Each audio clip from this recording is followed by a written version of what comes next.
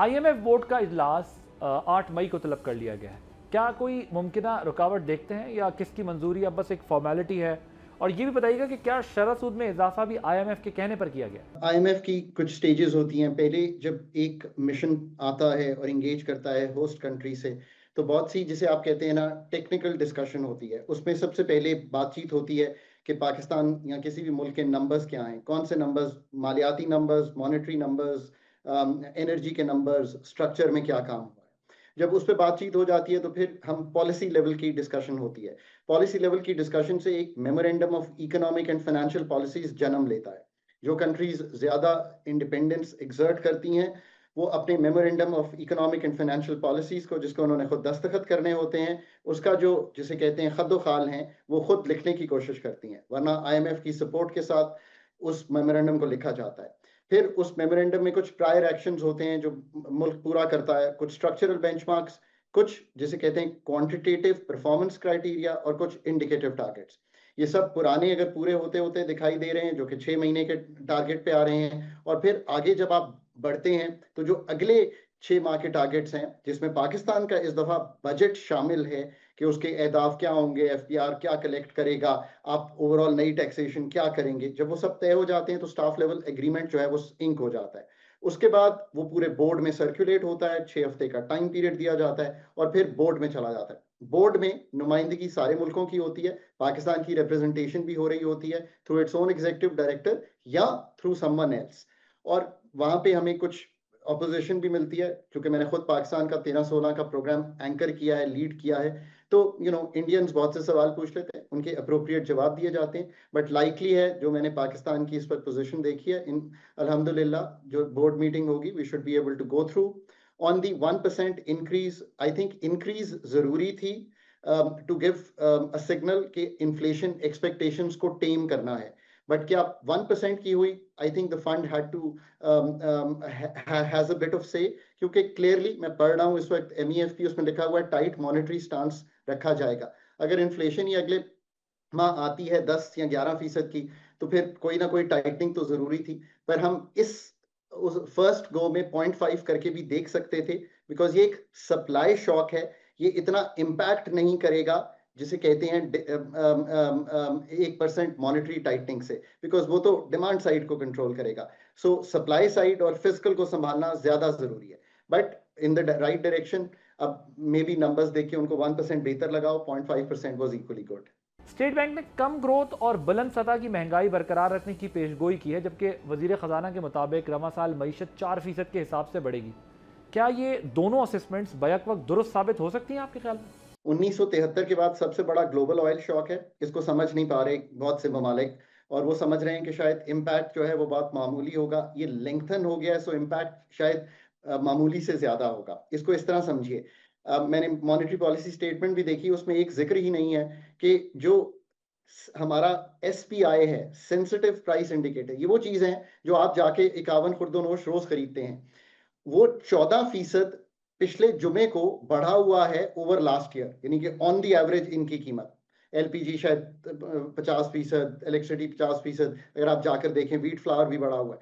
अब समझिए इस बात को कि इन्फ्लेशनरी ट्रेंड जो है वो तो जन्म ले रहा है, पाकिस्तान में भी ले रहा है, ग्लोबली भी ले रहा है। ग्लोबल ग्रोथ शेव ऑफ होती दिखाई दे रही है। क्यों? क्योंकि जब ममालिक की ग्लोबल ग्रोथ बनी, इंक्लूडिंग पाकिस्तान, तेल $65 अ बैरल पर लिया गया था।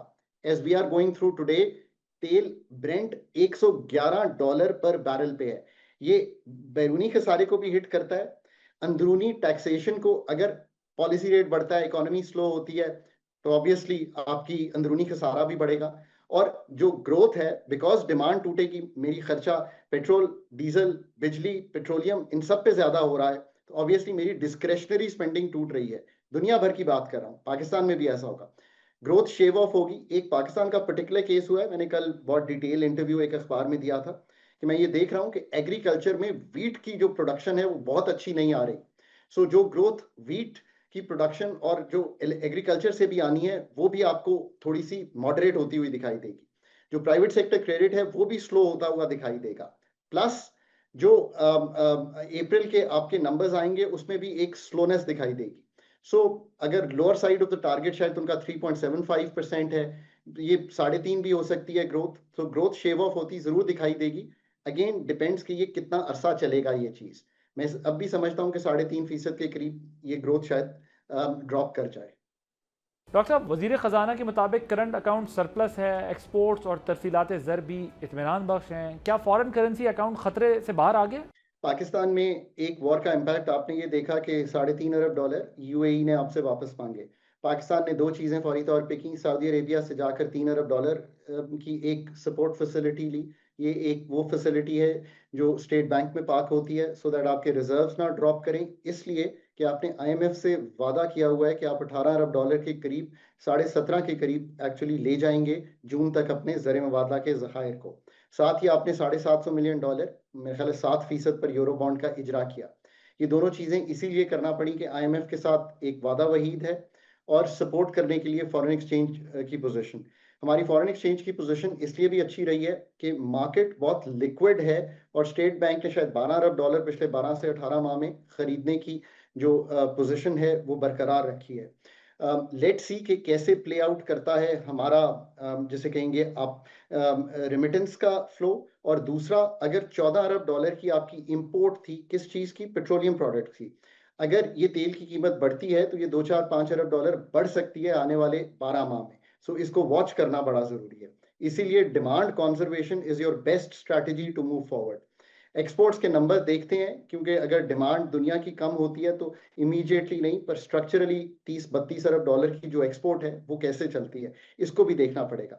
सो हमें बहुत ये देखना है कि जो एफएक्स पोजीशन है कंफर्टेबल है। ये मैं जरूर कहता हूँ 2.5 माह के इंपोर्ट कवर है, बट सिक्योर तो तभी होंगे ना जब 3, 4 या 5 माह के आपके रिजर्व्स की पोजीशन आएगी। और NIR, ये बहुत कम लोग समझते हैं, नेट इंटरनेशनल रिजर्व्स, ये अभी भी वो 12 माह के रिजर्व्स होते हैं जो हम अगर 12 माह में अपने पैसे वापस करने पड़े तो ये पॉजिटिव होने चाहिए। ये पाकिस्तान के अब भी नेगेटिव हैं। ये एक ओवरऑल सिचुएशन है। आईएमएफ एंकर्ड है, इसलिए कंफर्टेबल है।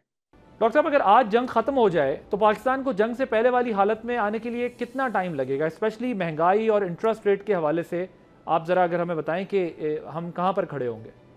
पाकिस्तान को जंग से पहले वाली हालत से बेहतर हालत में आना है, इसका मतलब ये है इज द फॉलोइंग। सीखना ये है कि जंग में बगैर किसी रिजर्व्स के जाना एक प्रूडेंट पॉलिसी नहीं थी। 3 साल 4 साल पहले, क्योंकि मुझे अच्छी तरह याद है, कोविड के बाद बहुत हायर लेवल मीटिंग्स में, स्ट्रेटेजिक मीटिंग्स में ये डिस्कशन होती थी और मैं यही समझाता था कि आपको स्ट्रेटेजिक रिजर्व्स बिल्ड करने हैं। जब आप वॉर में गए थे, you had no strategic reserves.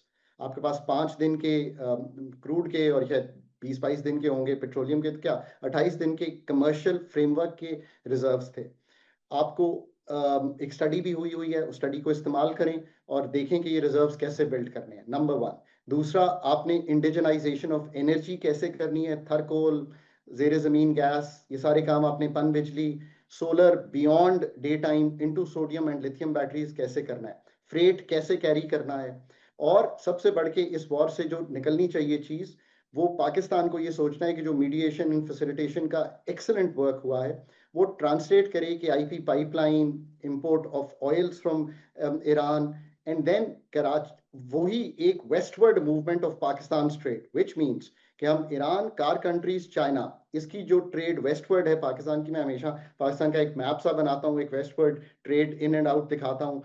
और मैं ये सोचता हूँ कि किसी दिन हम पाकिस्तान का अभी मीट भेजा है, कौन सी प्रोडक्ट्स हैं ये बाहर भेज सकते हैं। सो ये पूरा एक हमारे पास खित्ता मौजूद है ऑयल और एनर्जी मंगवाने का, और बाकी सब कुछ जो हमारे हम बनाएं और नई चीजें भी बनाएं वो बेचने का। ट्रांसशिपमेंट का हब दुबई कैसे बन सकता है और मेंटेन कैसे कर सकता है, और फूड सिक्योरिटी की बास्केट हम कैसे बन सकते हैं मिडल ईस्ट की, ताकि हम अपने फूड सिक्योरिटी को इम्प्रूव करें।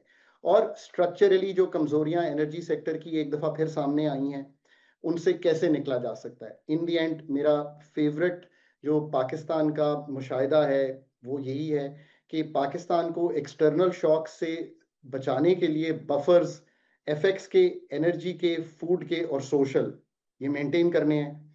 और ये सब काम जो स्ट्रक्चर की ट्रांसफॉर्मेशन की बात हुई है, इसके लिए you need to put a set of people together at very very important positions, जो इस चीज को इतनी ही सादा जबान में समझते हो और इतनी ही सादा जबान में एग्जीक्यूट करने की सकत रखते हो। हम हर बार मनमोहन सिंह की एग्जाम्पल तो देते हैं, Manmohan Singh may have been a very very high caliber economist. मैं कैम्ब्रिज में थे तो मेरी मुलाकात भी हुई है. He was a great headhunter of the Indian economy. उन्होंने स्ट्रेटेजिक प्लेसेस पे ऐसे लोगों को लगाया, चाहे वो एनर्जी, फिजिकल इकोनॉमिस्ट्स हों. पाकिस्तान को भी यही करने की ज़रूरत है, और इन सब चीज़ों को अगर कर लेंगे, पाकिस्तान के मसाइल बड़े छोटे हैं, बड़े मिनिस्क्यूल हैं, 5 साल में मुख्तलिफ लगना शुरू हो जाएगा. सब्सक्राइब करें और बेल दबाएं ताकि कोई खबर रह न जाए.